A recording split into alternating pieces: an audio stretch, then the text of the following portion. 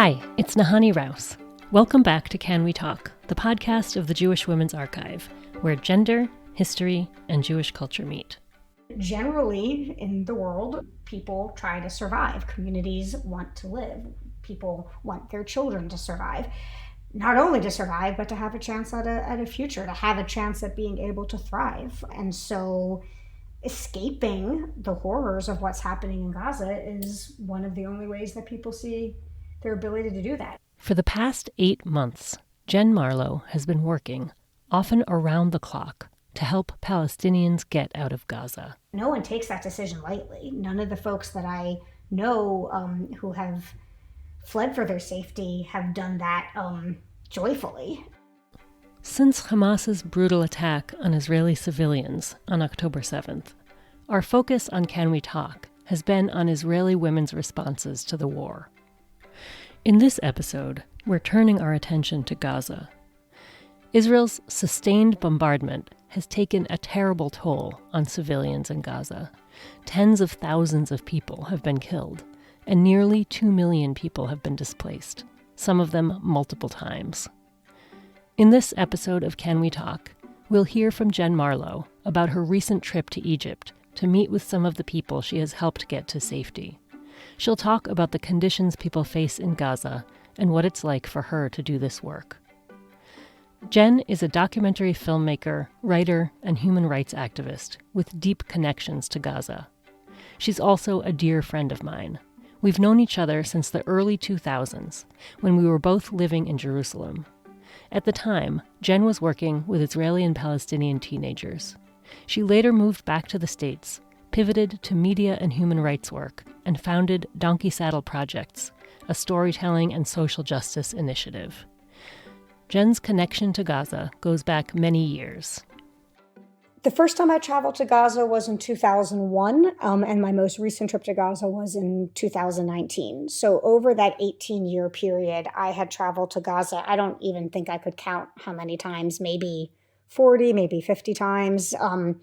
In the earlier years of that, access of getting to Gaza was relatively uncomplicated. You could just show up at Erez checkpoint as an international, let me qualify that, as an international is relatively uncomplicated. I could show up with my passport. I could, show it to the Israeli soldier sitting at a desk, and within 5 minutes I'd be inside Gaza. So in those earlier years, I would often go have lunch with friends for example, in Nuseirat refugee camp, I'm remembering a family there that I would, go have lunch, come back on the same day. And it was really easy to do that.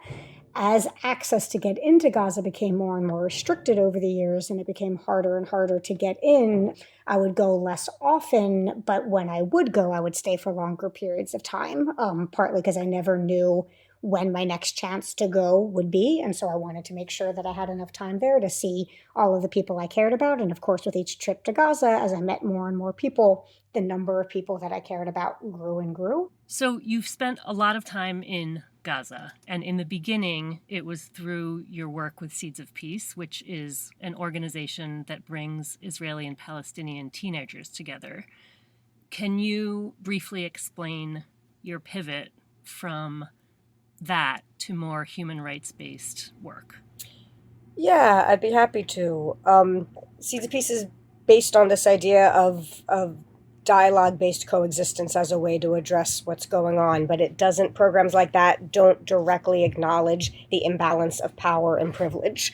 And so I became drawn more to work that directly addressed systems of oppression. And that's how I became more drawn to documentation with a human rights lens and a social justice lens. And that became, it's through that work that I continued to develop my relationship with folks in Gaza and projects in Gaza. Our ethic at Donkey Saddle Projects is one of ongoing commitments to places and people. We don't do what I call hit and run journalism, which, where you parachute in, kind of find a powerful story, extract it, and then that's it. Our commitment is really ongoing to the people and to the places where we're working. And that goes beyond Gaza as well. But in Gaza, that has meant decades-long relationships in some cases with families that I have done films with, or have been a part of articles that I've written, or have been team members on the ground who have worked with me on those projects. The commitments to those families and those relationships with those families have been ongoing. So, given all of your friendships with people on both sides of this conflict and your past 20 years of work in Gaza, what was your reaction to Hamas's attack on Israeli civilians of October 7th? I think when I heard what happened on October 7th, I remember feeling simultaneously horrified by what I heard happening to Israeli civilians and terrified about what I knew was bound to happen to Palestinian civilians. And I understood even then, when the Israeli death toll was still being calculated and Israelis were in such trauma and shock and fear, I understood even then that the price that innocent Palestinians would pay for what happened would be beyond comprehension in terms of the numbers of lives that would be lost, the amount of devastation, the amount of trauma and destruction. What have the last 8 months been like for you personally with so many close connections in Gaza? Oh, it's been horrible. It's been absolutely horrible. I have, this first, several months, I'd say, of the onslaught, I was doing what I came to call like survival roll call. Like in the morning, every morning, I'd immediately just like get on WhatsApp and scroll through and see who I heard from, and try to check in with the dozens of people in Gaza who I was trying to check in with on a regular basis, and literally just checking like who's still alive, who am I hearing from, who has been displaced. Like all of that has been and still doing that to a large degree. But it was absolutely excruciating. And then, once there became this small window to try to get people out, there was then something more concrete that I could do. I mean, I think also emotionally for me, if I know that I can do something helpful and effective, the reason for me to do that is not for my own emotions. The reason for me to do that is because it's helpful and effective, but it also serves to like help me feel less helpless. So that's that I'm happy to feel hopeful and less hopeless.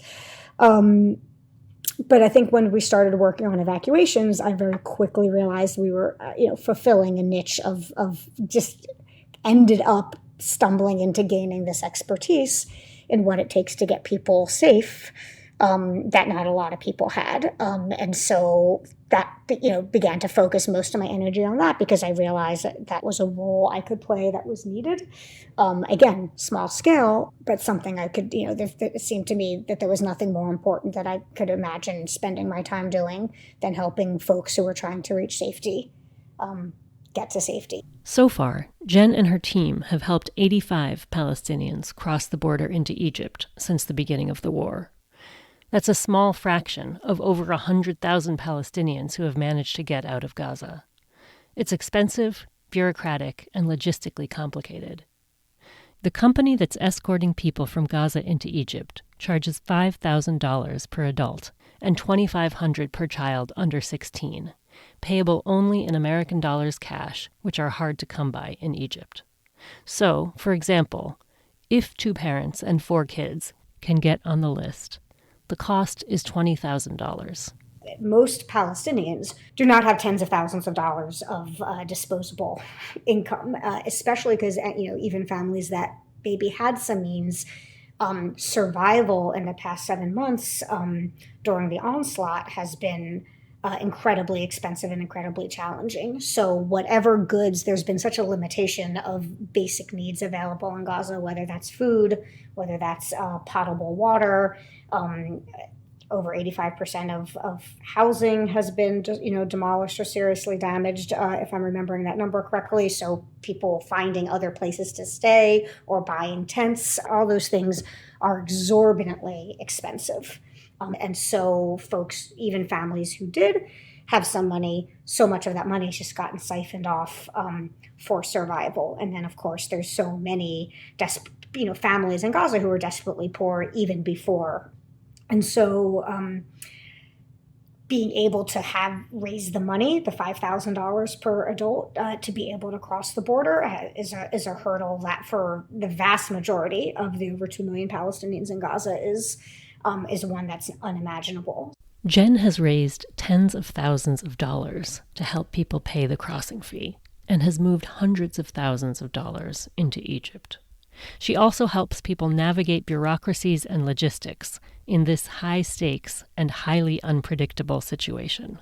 Since I started working on the evacuations, that is absolutely the most stressful thing I've ever done. And there were times that I literally felt like my nervous system was shattering. Even when you're clear, if you say to someone, I'm going to try to help you get to safety, and even if you're clear with them that you can't necessarily control the outcome, there's things beyond your control, the rules were always shifting, especially in the early months. Like every week there was you had to figure out different restrictions, different rules, different hurdles, different ways you had to get around those rules. It was constant. Every time I would have a conversation with someone explaining them how the process would work, I would have to say everything I'm telling you is true today. It may no longer be true tomorrow, right? But there was this invisible line that I would feel like I would cross once we were taken on the commitment to try to help a family or a person get to safety, where all of a sudden the responsibility for their lives felt like it was on my shoulders.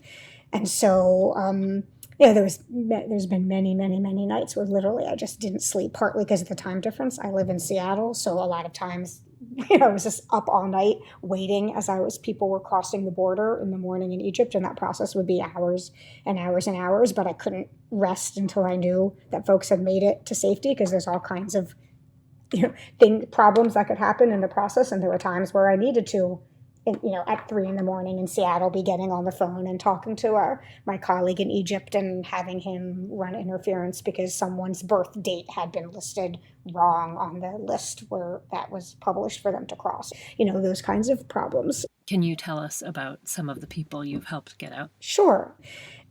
There's a family of 4 young people who we were trying to help evacuate. And in their case, a cousin of theirs who's in the U.S. had raised the money but didn't know how to go about getting them out. These 4 young people, the youngest was 12 years old. The oldest was a 22-year-old young man, 2 sisters who were 18 and 19, and then a 12-year-old little boy. And the 4 kids' parents had been killed in an airstrike on their home. That airstrike also killed another sister. And the littlest, the 12-year-old little boy, had been, his body was covered in shrapnel, embedded in his body and his skull, and needed to get, assessed. The wounds had healed, but there was still shrapnel all in his body. And so this little boy needed medical care, and these 4 kids were trying to get to safety. And at that time, at the time that we were then trying to help them get out, the company Yahala had such a long wait list. So many thousands and thousands of people had been registered that if we signed them up with Yahala, it would take 4 to 5 weeks before they were actually able to cross the border. And we thought we had a faster way that we could do it. And so we asked them, should we try this faster way? And so they said, yes, if that's your advice, we trust you. Please try this faster way, which was a more expensive way. And, we tried the faster way, and essentially it didn't end up working. And so at that point, then we registered them with Yahala, but we had lost those 3 weeks. So in trying to get the family, these 4 kids out the fastest possible way, we actually significantly delayed their ability to get to safety. And the little boy got injured again during those 3 weeks. Fortunately, not badly, but a building exploded that shattered the window. Windows were near where he was and sliced his leg, and he needed stitches. His leg got cut, and he also got a hepatitis and was quite ill. Was dizzy and throwing up, and his hair was turning yellow. And there's an outbreak of hepatitis A, which is usually a self-contained disease, a self-limiting disease, and people usually heal from hepatitis A, but kids are dying of hepatitis A right now in Gaza because their general situation of health and immunity and all of that has been so compromised. And so I was just terrified. I just couldn't sleep until they ended up crossing and getting to safety. And where are they now? They're in Cairo, and I spent some time with them when I was just in Cairo.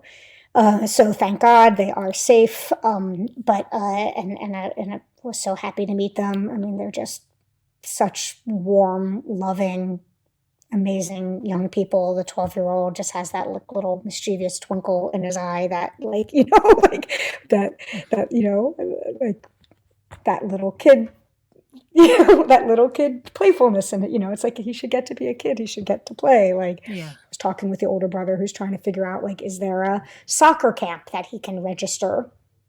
The 12-year-old whose name is Mohammed, because Mohammed loves soccer. And I'm just so hoping that they can pick up pieces of their life like that and have some kind of normalcy. I mean, nothing will change the fact that their parents were killed and that their sister was killed and that they were also in the home when it was bombed, killing their family members, and their home was destroyed. And how much they'll be able to rebuild or reclaim what could be for their future still remains unknown. Who are they staying with? It's just the four of them staying. They're staying together. They're taking care of each other, which is what they've done. They're who they have left in the world. Mm.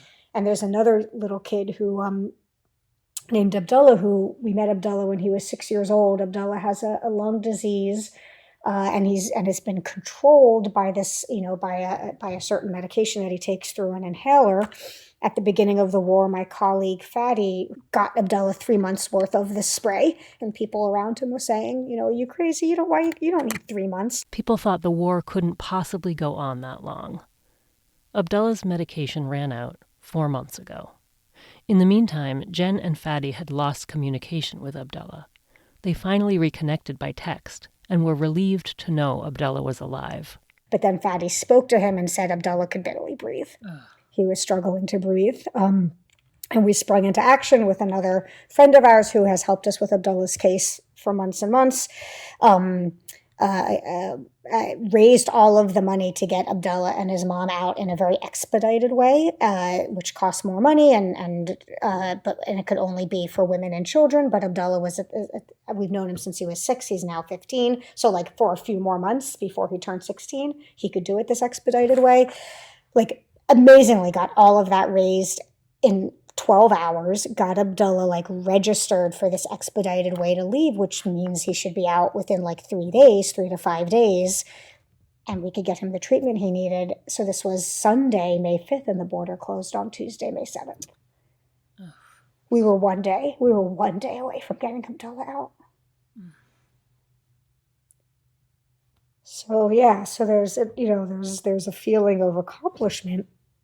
Sure, that we've been able to get a few dozen lives to safety, or help get a few dozen lives to safety. But not only are there the people we feel responsible for who we didn't get out yet, before the border closed. Jen's referring to the Rafah border between Gaza and Egypt. But also, of course, even if we got out everyone from all the cases that we're working on, that's still just a drop in an ocean of desperation and pain. And of course, I have to always remind myself that I'm happy when we can get people to safety, and what are the circumstances that are making it that people aren't safe where they are, right? What are the circumstances that are making it that in order to be able to know that you can wake up in the morning and that your kids will wake up in the morning, mean you have to flee your home and your homeland? That should never be the case. Mm-hmm. What is the calculus about leaving versus staying that you're hearing from people? There are people, I will say, that there are people who are refusing to leave, of course, who are refusing the idea of leaving, because I think for a lot of people, they feel that there's a clarity that what part of Israel's goal in this campaign is to drive people out, and there's folks who feel like they will not leave no matter what, and that staying on their homeland and in their home, no matter what the consequence of that might be, they are going to stay in their homeland and in their home. And so that certainly is certain people's feelings, for which I have, all the respect. And I also have all the respect for folks who are desperate to save their kids' lives, save their own lives. What people are facing is not only an absolutely horrific scale of killing, but there's also been the destruction of everything that is needed for folks to be able to survive. And what I mean by that is hospitals are, the medical system, the healthcare system is all but not existent right now in Gaza. So not only is it that folks who are getting injured by airstrikes or other attacks can't get the attention that they need for their injuries, but all of the other kinds of medical care that people need. There's been zero ability to diagnose or treat cancer, for example, since October 7th in Gaza. And so all of the basic healthcare needs are either barely functional or entirely non-functional in all of the Gaza Strip. Food aid, when it's gotten in, it's been sparse and far insufficient, and only in certain geographic areas, leaving other geographic areas facing conditions that are essentially enforced starvation. Potable water, any water at all, but much less like potable water, as well as water to wash with. And water for basic hygiene. All of that is extremely challenging to get if available at all. And so outbreaks of disease, like I said, risk of widespread famine and starvation. The entire civilian population of Gaza is facing that. So conditions of life, the conditions needed to maintain life, are being intentionally attacked. I say intentionally because I do believe that is intentional. Are there any particular vulnerabilities right now for Gazan women? Sure. I mean, first of all, if you're talking about like childbirth, right? Like childbirth in a time where there's where the medical situation has been entirely devastated. So think about all of the different possible complications that can happen in childbirth, and not having the ability, first of all, for any kind of substantive prenatal care, much less care during birth, or after birth. So I think that's first and foremost the thing that comes to my mind in answer to that question. And what is it like for you as a Jewish woman doing this work? Does your identity enter into your activism? Yeah, thanks. I appreciate that question. I'm hesitating just because it's a multifaceted answer.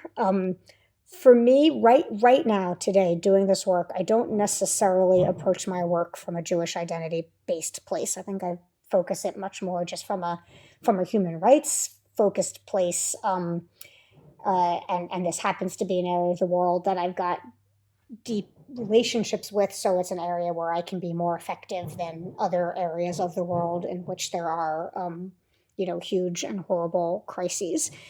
But certainly it's true that how I initially developed those connections and those relationships grew out of my Jewish identity. So it is both very much a part of the story of how I became deeply connected to working in the Middle East, and to Gaza in particularly, but also very much not, I don't do it from that place of Jewish identity for years now.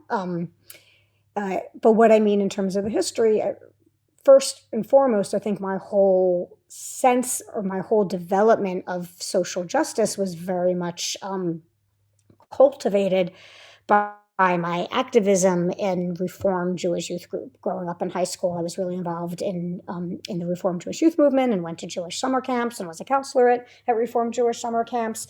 And very much my sense of social justice was nurtured in those days. And it did not particularly have anything to do with Palestinians. And, and in fact, I look back now and I have critique about the way in which Palestine and Palestinians were, I was educated about. But this, so we were marching against apartheid in South Africa. I remember a large focus in those days was in trying to fight for freedom for Soviet Jews, for Ethiopian Jews. But I definitely credit my social justice training grounds as being in many ways Jewish youth movement.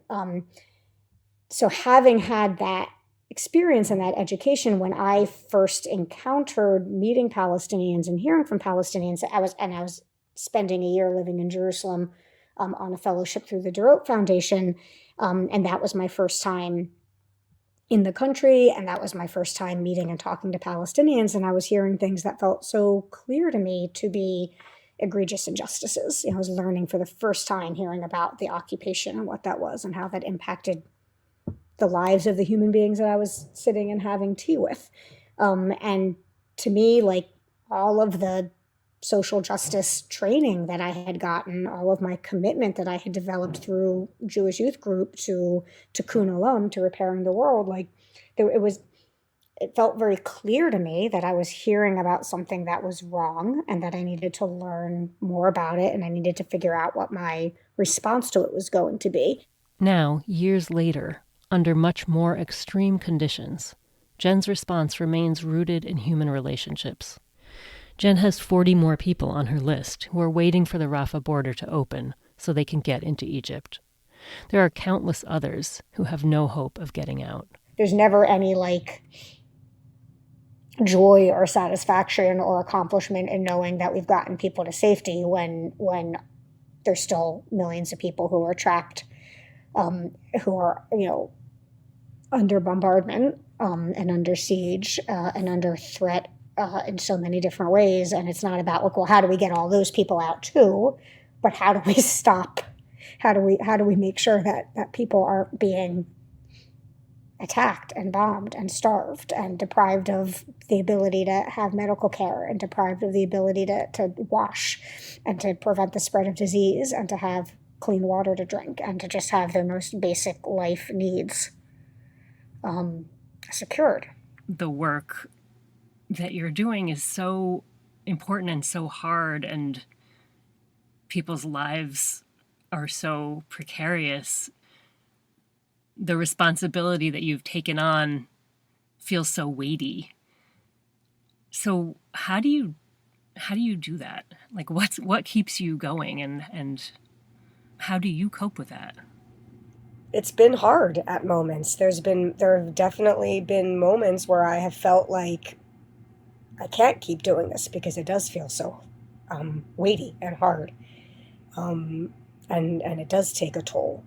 But anytime that thought has come to me, the next thought that follows it is, but there's nothing more useful that I feel like I could be doing at this moment than helping get at least a tiny fraction of people who are in such danger, helping get them to safety.